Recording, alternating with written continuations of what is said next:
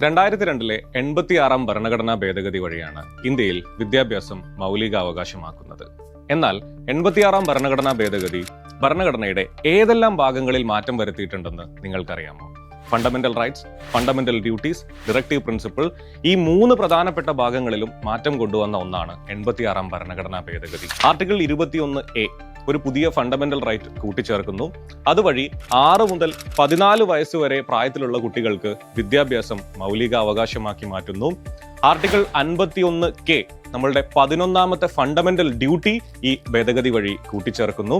അതുവഴി 6 മുതൽ 14 വയസ്സ് വരെയുള്ള കുട്ടികളുടെ വിദ്യാഭ്യാസം ഉറപ്പുവരുത്തേണ്ടത് ഓരോ രക്ഷിതാവിന്റെയും ഫണ്ടമെന്റൽ ഡ്യൂട്ടിയാക്കി മാറ്റുന്നു.